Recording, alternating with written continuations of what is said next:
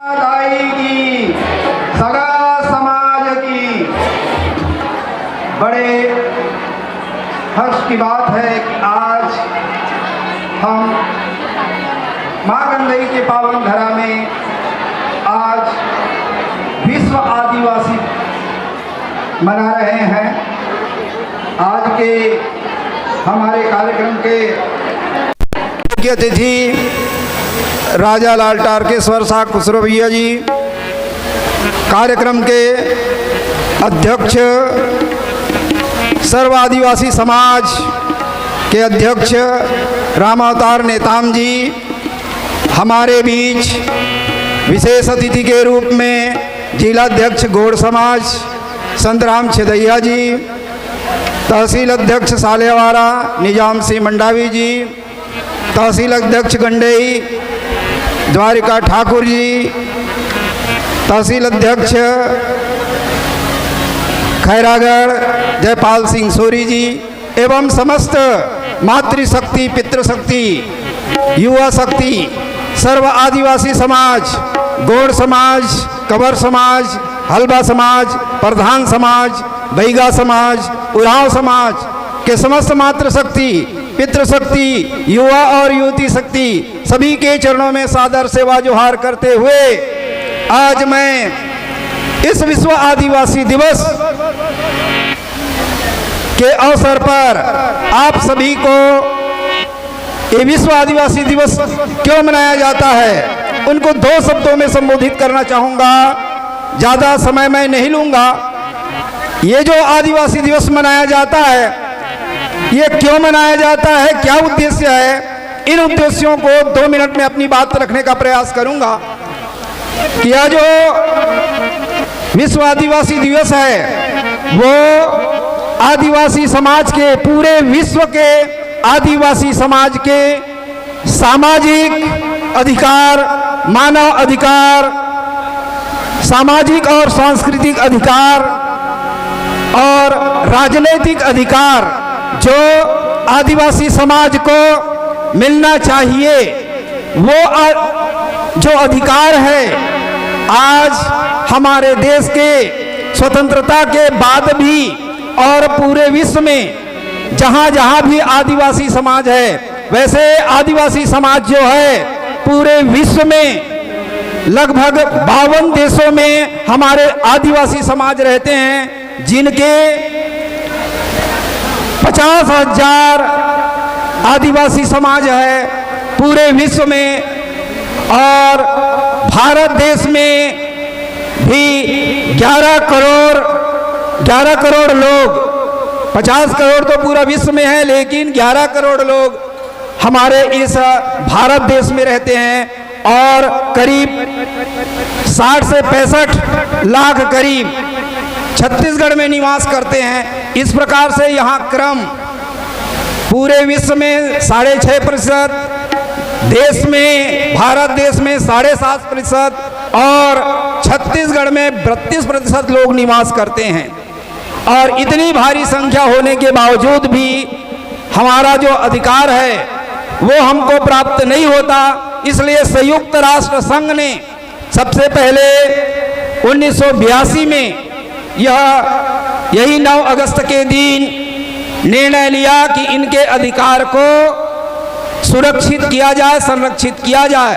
और 1994 में यह पारित किया कि 9 अगस्त को आदिवासियों का दिन घोषित किया जाए। और पहली बार विश्व में 1995 से आज तक, अभी तक हम जो अभी मना रहे हैं वो 31वां विश्व आदिवासी दिवस है। तो 31वां विश्व आदिवासी दिवस में आप सभी का मैं हार्दिक अभिनंदन करता हूं, हार्दिक स्वागत करता हूं और सभी को बहुत बहुत बधाई देता हूं कि आप लोगों ने इस कार्यक्रम में आकर हमारा मनोबल और एकता का परिचय दिया। हम छत्तीसगढ़ में वैसे तो 31वां विश्व आदिवासी दिवस है, 1995 में सर्वप्रथम पूरे विश्व में मनाया गया, लेकिन भारत देश में 2010 में पहली बार मनाया गया। इतना पीछे चला और 2010 के बाद 2011 में हमारे इस छत्तीसगढ़ में पहला विश्व आदिवासी दिवस मनाया और 2011 से लगातार हम इस जिले में खैरागढ़ छुईदान गंडई जिले में मनाते आ रहे हैं। और 11 से लेकर आज तक कितना साल हो गया, ये हमारा एक छोटा सा प्रयास था। हमने अधिकारी कर्मचारी संघ, एक छोटे से कर्मचारी से लेकर के कलेक्टर तक, एक छोटे किसान मजदूर से लेकर के एक समृद्ध किसान तक के लोगों को एक साथ एक मंच में लाने का प्रयास हम आज से 10 से 15 साल पहले जो किया था, आज हम उस प्रतिफल को प्रतिभूत या फलीभूत होते हम आज देख रहे हैं। आप लोगों का यहाँ पर जो उपस्थिति है हमको गौरवान्वित करता है और हम गौरवान्वित महसूस कर रहे हैं कि एक छोटे से कार्यक्रम जिसमें 15-20 लोग 100 लोग रहते थे, आज हजारों की संख्या में विश्व आदिवासी दिवस मना रहे हैं। और हमारे बीच कई प्रतिभावान छात्र, कई प्रतिभावान छात्राएं अनेक विधाओं में, अनेक कलाओं में आज जिसको हम सम्मानित करते हैं, उनको भी मैं बहुत बहुत धन्यवाद देता हूं। उनको मैं सेवा जोहार करता हूं कि उन्होंने अपने पढ़ाई के क्षेत्र में आगे बढ़ के हमारे देश का, हमारे समाज का नाम रोशन किया।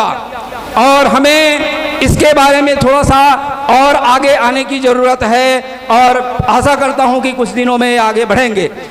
2 बात और बताना चाहूँगा। यहाँ एक थीम चलता है हर बार, विश्व आदिवासी दिवस मतलब हम यहाँ करके नाच गाना करके और मनोरंजन करके चले जाएं, ऐसा नहीं होता। हमारा एक उद्देश्य होता है, हर साल थीम होता है। पिछले वर्ष का थीम था कि आदिवासी जो हैं वो बहुत ही अलग रहने की प्रवृत्ति होती है, लजाने की प्रवृत्ति होती है, हर के साथ समेट कर एक साथ बैठने की प्रवृत्ति नहीं होती है। तो उसको भी हमको संरक्षित करते हुए आगे बढ़ना है, आदिवासियों को उनको रक्षा करना है। पिछले साल दिया था उनका थीम कि protection of the isolation of indigenous people, ऐसे बोला गया था। इस साल का भी जो थीम है वो भी इंडिजिनियस पीपल का जो है आर्टिफिशियल इंटेलिजेंस। इस साल अभी हमारे को राम जी बताए एआई का मतलब होता है आर्टिफिशियल इंटेलिजेंस। ये आर्टिफिशियल इंटेलिजेंस क्या है? स्थानीय आदिवासी, ये हमारा मूल है। हम कहते हैं हम इस देश के मूल निवासी हैं। मैं थोड़ा सा, क्या है समय लगता है बताने में, मैं थोड़ा सा बताने का प्रयास करता हूं। हम इस देश के मूल निवासी हैं।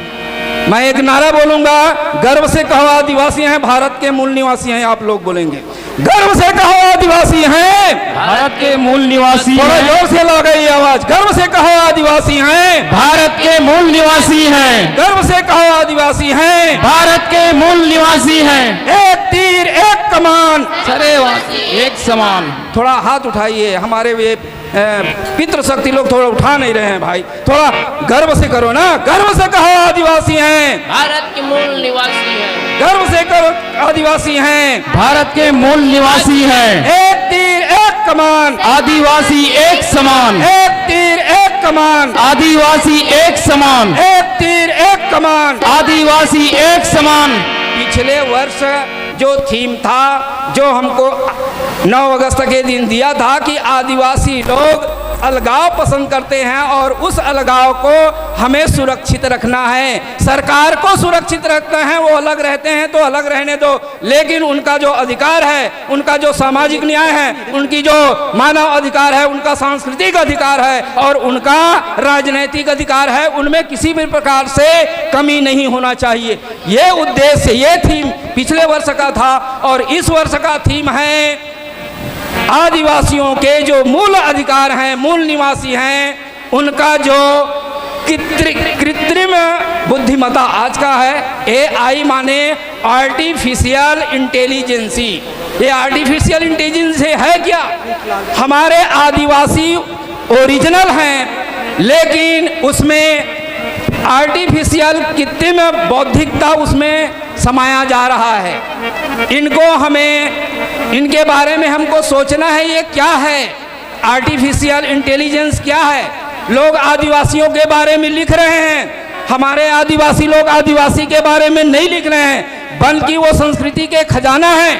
आदिवासी समाज जो है सांस्कृतिक रूप से विश्व में सबसे समृद्धशाली समाज है, फिर भी हम अपने बारे में उसको जान नहीं पा रहे हैं। तो मैं चाहूँगा हमारे जो युवा पीढ़ी है आजकल के लोग, वो आदिवासियों की संस्कृति है जो हमारे पूर्वजों द्वारा दिया जा रहा है, उन संस्कृति को कलमबद्ध कीजिए और आगे बढ़ाइए। दूसरे लोग हमको लिख लिख करके गलत सलत उसमें भर रहे हैं, उसी को बोल रहे हैं कि कृत्रिम बौद्धिमता, एक कृत्रिम बुद्धि का है, आर्टिफिशियल इंटेलिजेंस क्या है।